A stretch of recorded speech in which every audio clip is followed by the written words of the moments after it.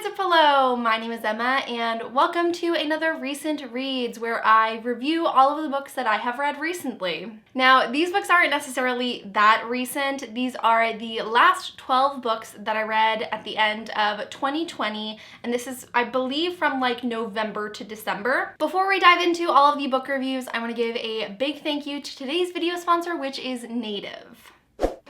Now, I previously never gave much thought to things like deodorant or body wash. I kind of just always used generic brands that I was able to find at the grocery store. I didn't even really know that like deodorant was something you could actually have an opinion on, but I've truly noticed a difference since I started using Native. I've been using Native deodorant exclusively for the last couple of weeks and I'm really pleased with it. It is not sticky when it goes on, it dries very quickly, and I genuinely do feel fresh all day after just applying it once in the morning. I chose two scents from their recent collab with an LA-based lifestyle brand called Jungalow, so I got their Paradise Flower and Amber, and the one that I've been using the most so far is Tangerine and Citrus Blossom. Both of them just have like a really tropical and relaxing scent. And I've always loved floral scents for body products, so I also got their Lavender and Rose, which is just like a light and refreshing scent for those of you who maybe don't like a ton of fragrance. Native deodorant is aluminum, paraben, and sulfate free, and it's made up of a lot of simple ingredients like baking soda, coconut oil, and shea butter. I'm really trying to be more conscious of the companies I support for body care products. So Native is vegan and cruelty free,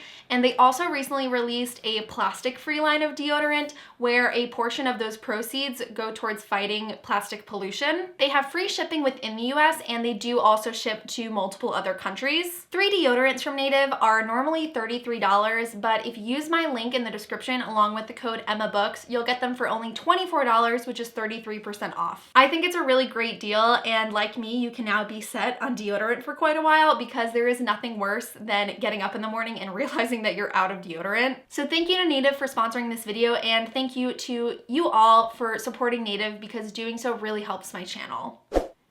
All right, now let's dive into the book reviews. The first book I recently read was one of my most anticipated of, I guess technically this year because it just recently came out, and that is This Will Be Funny Someday by Katie Henry. This book was sent to me by HarperCollins because I am just like the biggest Katie Henry stan on the planet, and I'm just always so pumped for her books. This is about a high schooler named Izzy who doesn't really feel like she has a voice at home or at school, but one day she accidentally stumbles into a comedy club and finds herself on stage, and it leads her into the world of stand-up comedy with a group of friends that are also involved in that world. But the issue is that Izzy's new college friends don't know that she's in high school, and her family, friends, and boyfriend don't know that she's spending her nights doing comedy in Chicago. So it is all about sort of what happens as she's trying to balance these two lives while also finding herself. I adored this book. I gave it 4 out of 5 stars. It is just such a fun, comforting, lighthearted contemporary. Despite the fun-loving nature of this book, it does also talk about some more serious topics. Like, for example, Izzy is involved in a toxic and kind of emotionally abusive relationship with her boyfriend,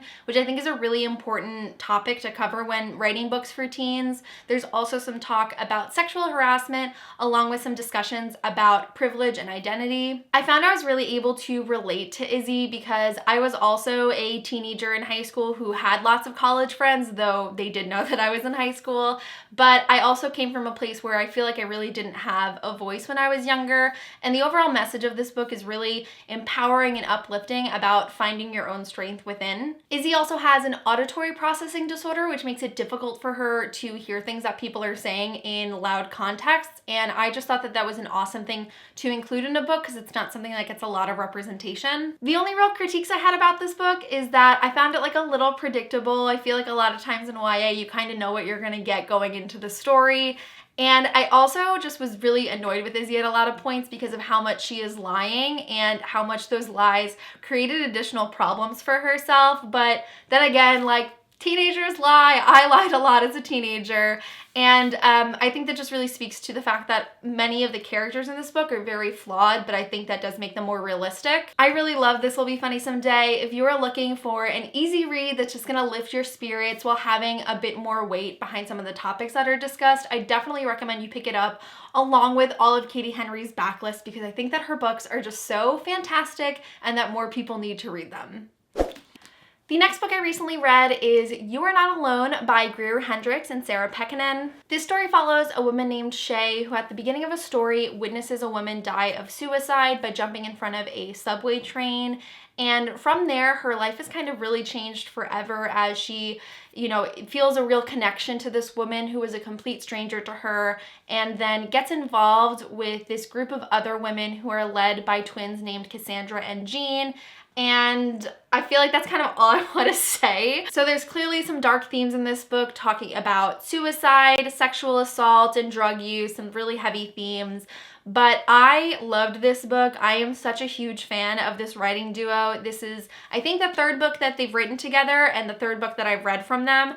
And I honestly think that You Are Not Alone might be my favorite. I found that the book could be a little slow at some times, but it was very engaging and addicted. Like once I got invested in the story, I didn't want to stop. And like many of their other books, it features a lot of unreliable narrators, and this book particularly talks a lot about manipulation and vindication and like seeking justice and revenge. I feel a common theme between these authors' books is that there always seems to be just like a significant point where the tone of the book completely shifts.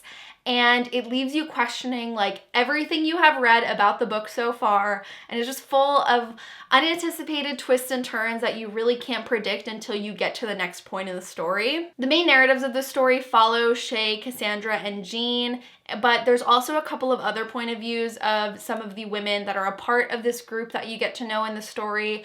And I honestly didn't really care for like the backstories. They were obviously important to the story, but I just wasn't as invested in them. And I feel like that just stands for the whole book. Like the characters themselves are not that compelling or unique, but it's their actions and what they do that makes you want to keep reading. Shay was kind of annoying in the beginning. Like she does a lot of dumb shit and really like got herself into the situation on her own, but she has a clear desire for belonging that is really what drives her.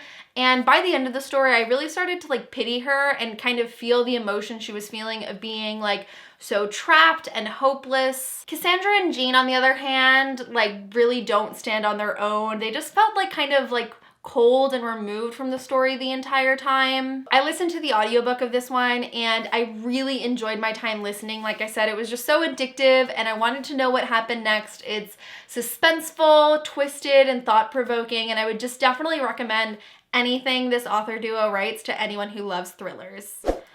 Next up on my list of recent reads is The Voting Booth by Brandy Colbert, and this is a book I was sent unsolicited by Disney Hyperion, but I decided to pick it up like during election week because it felt very timely. Now, I really love what I've read from Brandy Colbert in the past, which is Little and Lion and Finding Yvonne, but I did not like The Voting Booth as much. I gave it just like 3 stars. What I did like about this book is that it really focused on discussions about voter suppression, which is a huge problem that we have in America, but it also threw in some discussions about grief and what it is like to lose a loved one, along with just like some other different family dynamics, which is something I love to read about. Now, I think this is a great book for getting teens involved in politics and civic engagement, which is like the purpose of why it was written, but it just didn't really do it for me as a 24-year-old. I was really excited for some like fun shenanigans of Marva and Duke trying to vote, but there wasn't a lot of that in the book, and seriously, by the end, like the entire plot became focused on an unrelated plot point related to trying to find a missing cat, and I was just like, why is this here? I wasn't really feeling the romance between them though. Like I just did not feel that they had any romantic chemistry at all, but I thought that they would have made like the best platonic friends. Overall, I kind of just feel this one lacked the depth that I'm used to in reading Brandy Colbert's work. I really wanted to like it, but it ended up just being a really forgettable read for me. I was at a really long hair dye appointment and I needed something else while I was in the chair, so I decided to rent an ebook from my library, which was We Should All Be Feminists by Chimamanda Ngozi Adichie.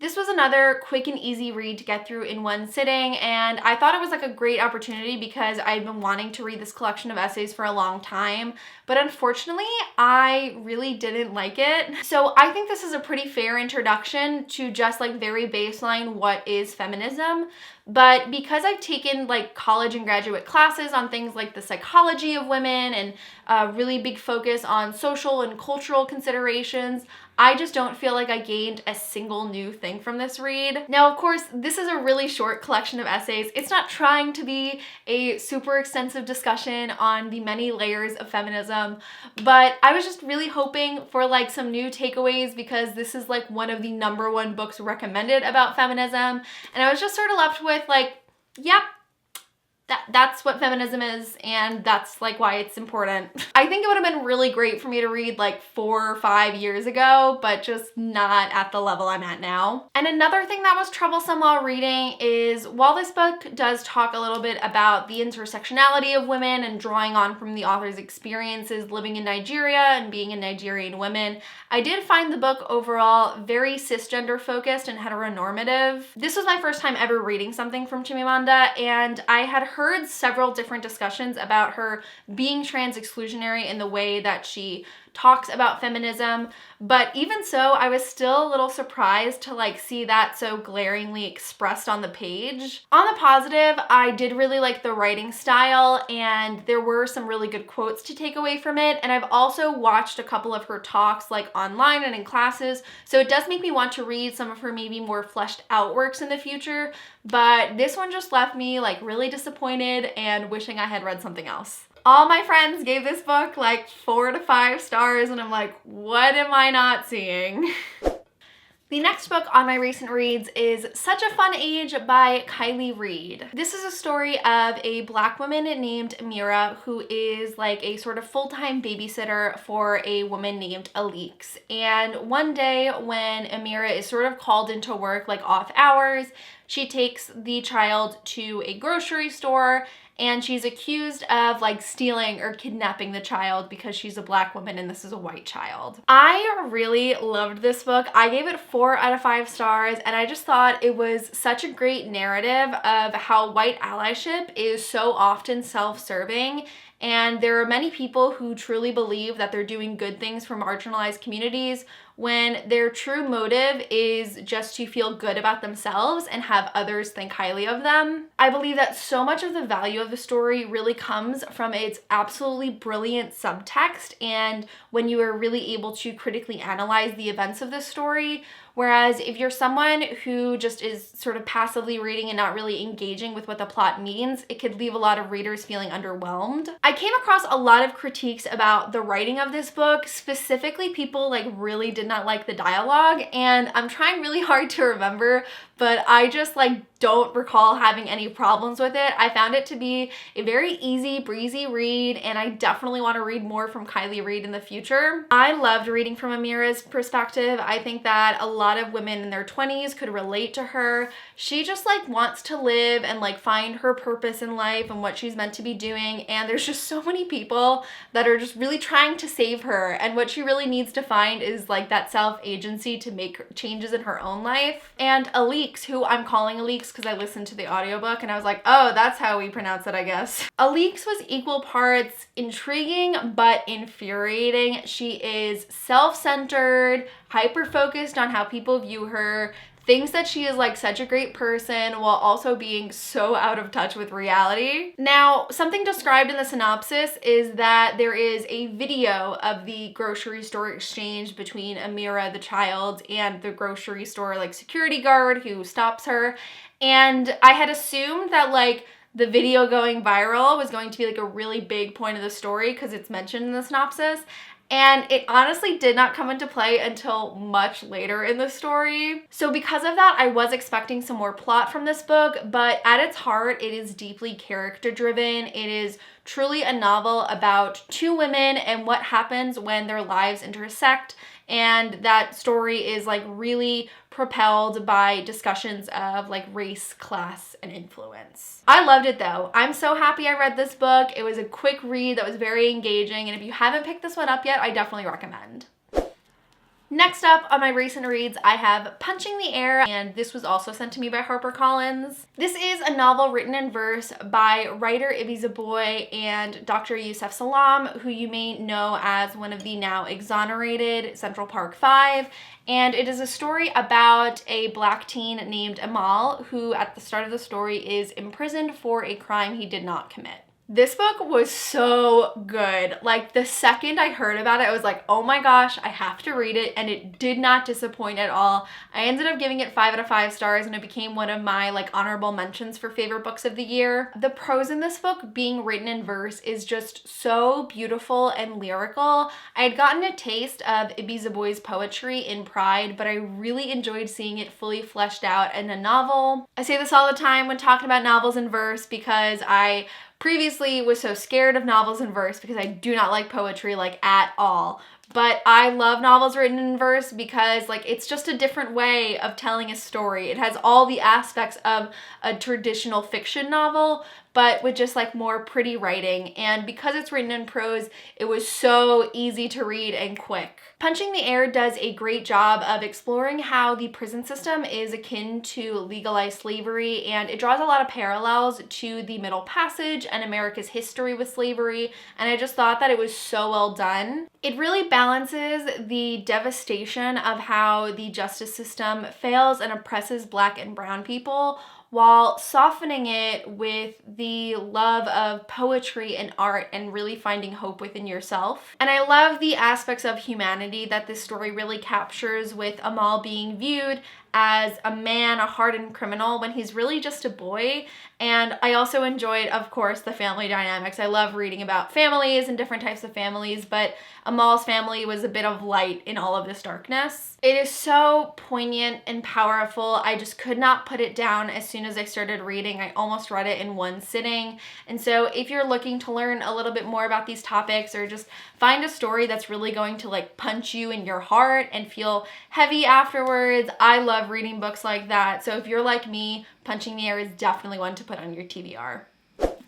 Next up on my list of recent reads is Truly Devious by Maureen Johnson. If you're familiar with my channel, you've probably heard me talk about Truly Devious in the past. It's an absolute favorite mystery of mine, but my local library actually asked me to lead a book club discussion for their teens, which was so much fun, and I had a wonderful time. So I really wanted to reread the book and get it all fresh in my mind, and I decided to listen to it on audio for the first time, which was super fun. If you don't know about Truly Devious, it follows a young girl named Stevie who is going to this sort of elusive boarding school called Ellingham Academy to try and solve a cold case murder from like 70 years ago. I love Stevie. I relate so much to her as someone who lives with anxiety but also has a real interest in true crime, and the entire cast of characters in this book is just very diverse and unique. I just like would love to go to Ellingham Academy and have all these people as my classmates. It just seems like a fun time among all of this mystery and murder. Now, I am someone who traditionally does not like dual timelines. I don't even really like periodic flashbacks because I just get so concerned with like the present story. But the first time I read the Truly Devious series, I was surprised with how much I enjoyed it. And reading it a second time, I became way more invested in the 1936 plot line. That with a new book in the Truly Devious series coming out, I'm really hoping that Maureen Johnson does the same thing with flashing back to the murders that happened in the 70s of the Box in the Woods. But I feel it is such a well-constructed mystery. I think that YA mysteries a lot of the time are very contrived and predictable, but there is just so much care to every clue that is dropped in the series and every action that the characters take. It is just so well done and constantly impresses me. And despite all those unanswered questions, by the end, like everything is tied up and you're very satisfied. So Truly Devious is definitely one of my favorite series, one of my favorite mysteries. I highly recommend it to my mystery fans who are looking for something that is engaging but also like a little more lighthearted and fun. Next up for my books I have recently read is The Lost Book of the White by Cassandra Clare and Wesley Chu, and this is the second installment in the Eldest Curses series, which is sort of a spin-off that is set between the other Shadowhunter Chronicles, and it follows the adventures of Magnus Bane and Alec Lightwood. Now, as someone who reads everything Cassie Clare puts out, I am consistently not as big of a fan of her co-written works. I just feel like they always pale in comparison and don't have the same strength as her individual works. So I ended up giving The Lost Book of the White 3.5 stars. This book is very plot-based, which is really good for me because I love a lot of plot. And it is significantly more fast-paced than some of the other books that I've read. Sometimes a little too fast-paced for my liking, but I really feel that maybe especially The Lost Book of the White was just sort of lacking in character development. Now, I love the growth of Magnus and Alec individually and as a couple. That is really where the treasure of this series is. But for the other characters from various Shadowhunter works, I just feel like they were a little watered down and just didn't have the same depth that we know them to in the other main series. Now, I do have a lot of critiques about this book to talk about, but don't get me wrong, I firmly enjoyed my time reading it. It's just an extra sort of spin-off book that's fun for me to read, but I am pretty hard on it for the things that I don't like about it. Something that I do really struggle with this series is that there is no real sense of danger for me. Because these characters have future books where we know they're safe and okay, I don't fear for the outcome of any of them, whereas I'm constantly fearing for it in the main Shadowhunter books. So that does sort of take me out when they're in a dangerous situation. I'm I know they're all gonna survive. And there's also some convenience in this story. They go into a demon hellish dimension with no weapons at all, but they are fighting hundreds and hundreds of demons, and they all escape unscathed because they have other stories that they have to be in. So that is something else that kind of irked me while reading. What I did like about this installment though is that we do find out what the Eldest Curses actually are. With all of Cassie's series titles, they always mean something. So I was excited to find out what the Eldest Curses actually are, and I really liked the decision with that. So yeah, I'm pretty hard on the Eldest Curses series as I am with most of Cassie's co-written works, but seriously, it was still super fun and enjoyable. I'm so glad I read it. It was so nice to be back in the Shadowhunter world, and that's another thing this series does really well, is it captures the whole ambiance of the early Shadowhunter novels, which I've been missing. So not my favorite books from the Shadowhunter world that I love, but they're still totally a worthwhile read, especially for big fans of the series. Next up on my list of recent reads is The Gift of Therapy by Dr. Irvin Yalom, and this was actually a book that I had required reading for school in my first internship class, and I actually really enjoyed it more than I expected to. I ended up giving it 3 stars, which for me is a good rating. People think that 3 stars is bad, and it's not. It means that it's good to me. But I read a digital copy of it, and halfway through I was really mad at myself because there's just so much gold in this book that I knew I would want to refer back to later. So I really wish I had chosen to have a physical copy to highlight and mark it up with so I could refer back to it. I also read Love's Executioner by Irvin Yalom for school, which I wasn't as big of a fan of, but The Gift of Therapy just felt way more personable and relatable to me because the whole focus of it is providing insight to new counselors entering the world of counseling, which is what I'm doing. This book has seriously short chapters. There's 80 chapters in the book, but they're all 3 to 5 pages long, and I think this seriously benefited the novel because there's just so many concepts to go over, and these short chapters made it feel really easy to read. And also, I've never really put a lot of effort into studying dream work because it was just something I never saw myself incorporating into my practice, but there's a lot of time dedicated to it at the end of the book, and the things that Yalom can do with dreams and relating it and using it in working with clients was just so brilliant and made dream analysis feel attainable and something that I actually want to look into more. Yalom is super raw and honest, and this book really just showcases a lot of his different encounters he's had with various clients throughout his long career and explores them in a way that's super easy to understand for new therapists. I definitely don't agree with everything that Yalom says, but I really feel like I took away so much of his teachings in like being a new counselor and being able to relate to my clients. So it was a super worthwhile read for me. I would highly recommend it to anyone who is like starting to enter the field of like helping work, whether it be social work, psychology, or mental health counseling. It was such a good read, and I'm super glad I read it. One of my other recent reads is The Vanishing Half by Brent.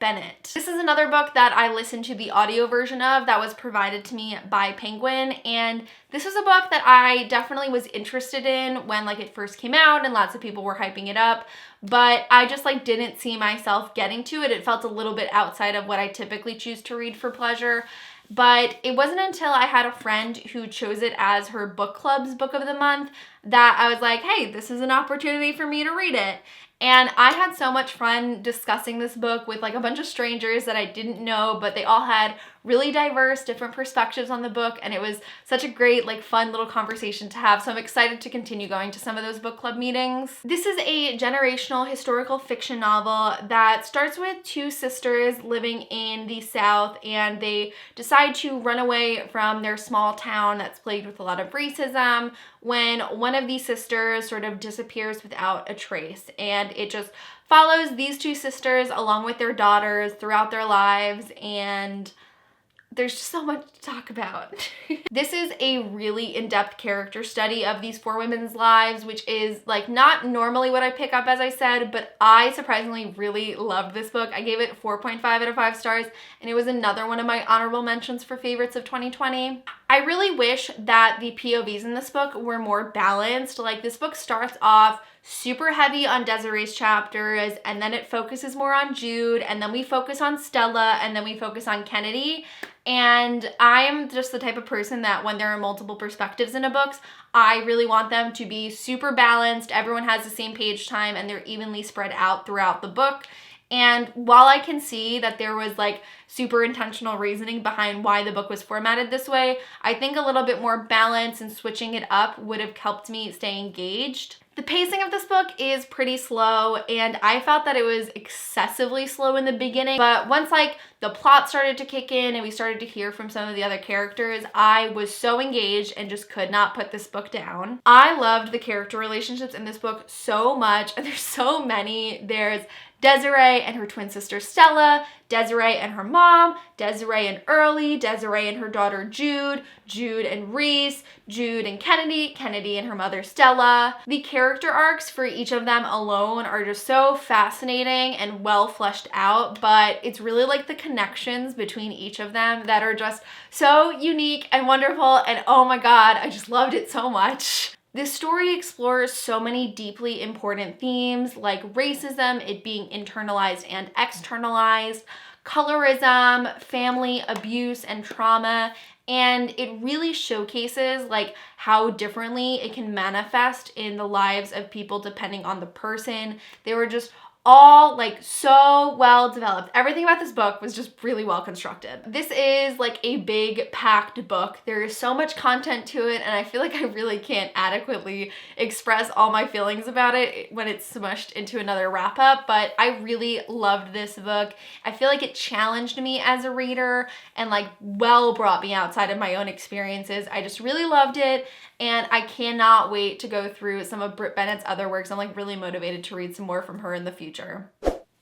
Next up, we have an absolute favorite book I read in 2020, and that is Hollowpox, The Hunt for Morgan Crow by Jessica Townsend, which is the third book in the Nevermore series. This is an absolutely wonderful middle grade fantasy story about a girl named Morgan Crow who is sort of swept away from a cursed life that she is living and given the opportunity to win a spot in the Wondrous Society, where she is able to like have her own found family and explore her magical talents. And it is just so freaking good. If you have not started Nevermore yet, like this is your time. My favorite words to describe this book are just whimsical and charming. I love the world of this story, like how their different magical talents or knacks as they call them manifest, and all the character relationships, just everything about the storytelling is fabulous. I listened to it on audio through Libri.fm, and I listened to all of the audiobooks for the Nevermore series. They're narrated by Gemma Doyle, and they just really bring the story to life. I've pretty consistently loved every book in the Nevermore series, like they are just all equally good, but I think Hollowpox is my favorite because it feels like a step up in like the maturity and more so like the sophistication of the novel. Like the first two are really like heavily middle grade, and this one still is too. But I think that like some of the themes being explored and how there's like a little bit more darkness sprinkled into it really make it feel more fleshed out. Morgan has a ton of character growth in this novel, and I love this girl and I cherish her so much. I also found it kind of funny how much this fantasy novel sort of reflects our real world, because there is like an uncontrollable virus that's going on, and many of the characters have to quarantine and there's lockdowns, and it was like a little close to home. But within that, it develops on the ostracization of the Wunimals, which are like a brand of magical animals sort of that are really looked down upon and oppressed by the Wondrous Society. So I thought that that was like another like step up in what this story is trying to talk about. I don't really have any critiques about Hollowpox. It was just such a fun, entertaining, and engaging read the entire time. The only thing I walked away from this book feeling is regarding the ending. So Morgan has to make like a really big choice at the end of the book. And the choice that she does make, the option she chooses, is consistent with her character, and it makes sense because it's like a children's middle grade book. But I just like can't stop wondering how the future books would pan out if she had made the other choice. I think it would have been really risky for the author to do and would have expanded like so much more of that darkness that I really love from this book. So like it's fine that that didn't go that way. I just like can't stop wondering what would happen. It's so good. I love the Morgan Crow series. If you love fantasy, if you love middle grade YA, I don't think it matters what type of reader you are. If you love magic and you love stories of found families, like this is absolutely a series you need to try. So that really concludes this episode of Recent Reads. Thank you all so much for watching. I really appreciate those of you who watched to the end of my very long videos. In the comments below, I would love to hear about the books that you have recently read, and especially if you have read any of the books that I talked about and what maybe your thoughts were on them. But that is it for this video. Thank you guys so much for watching, and I will see you soon for a new one. Bye!